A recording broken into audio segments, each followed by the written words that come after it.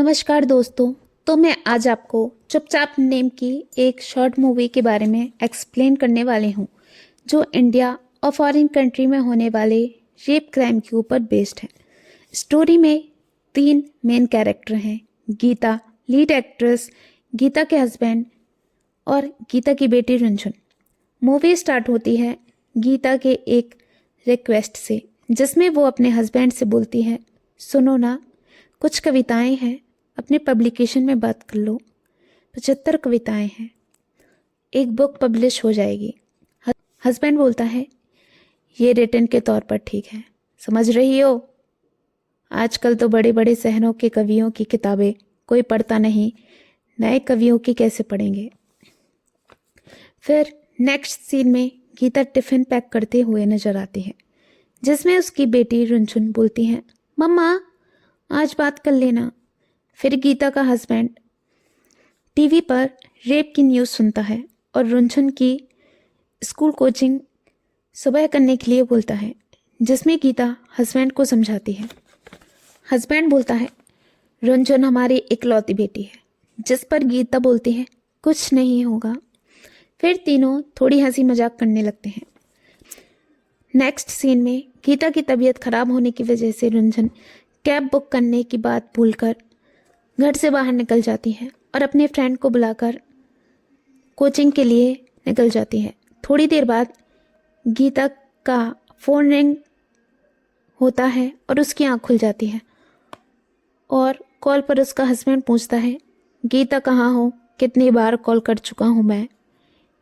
Husband बोला, तुम ना सही तो कम से कम रुंझुन तो फ़ोन उठाए, वो भी फ़ोन बंद करके बैठी हुई है, बात कराओ। गीता बोली, उससे कैसे बात करवा दूँ, ट्यूशन में होगी ना।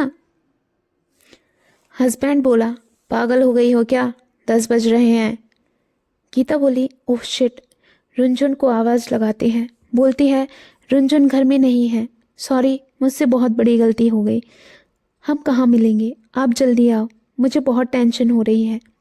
हस्बैंड बोला, मैं कैसे आऊँ, तुम तुरंत निकलो, फ्रेंड के साथ होगी, टाइम वेस्ट मत करो। गीता बोली, जल्दी आओ, मैं निकल रही हूँ।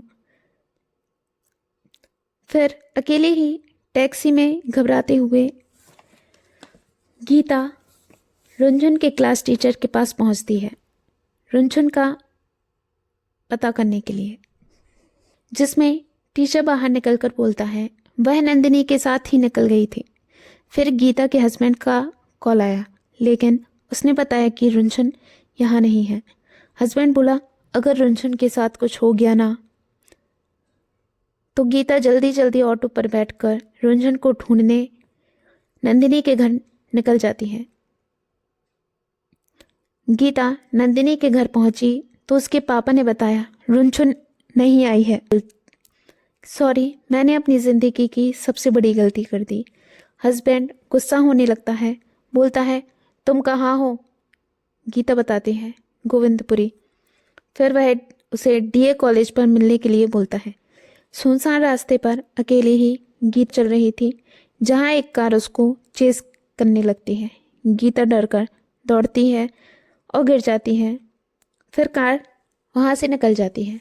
गीता लाइट के खंबे के पास में खड़े होकर वह अपनी बेटी को कॉल करती है।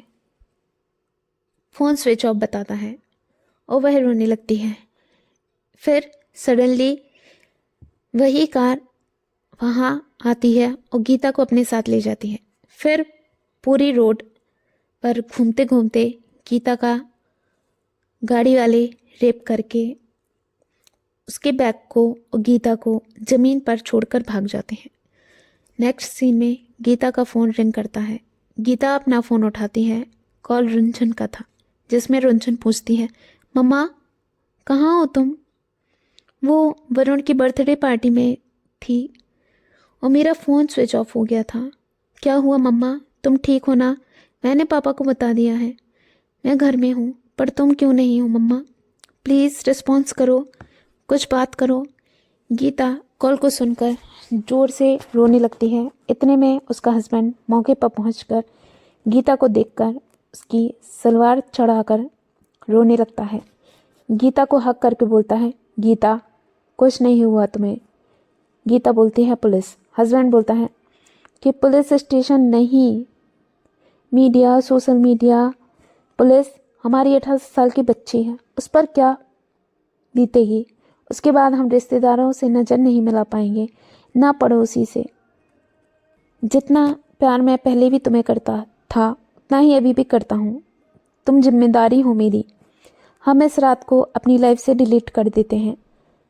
घर चलो, बच्ची हमारा इंतज़ार कर रही है, सब ठीक हो जाएगा।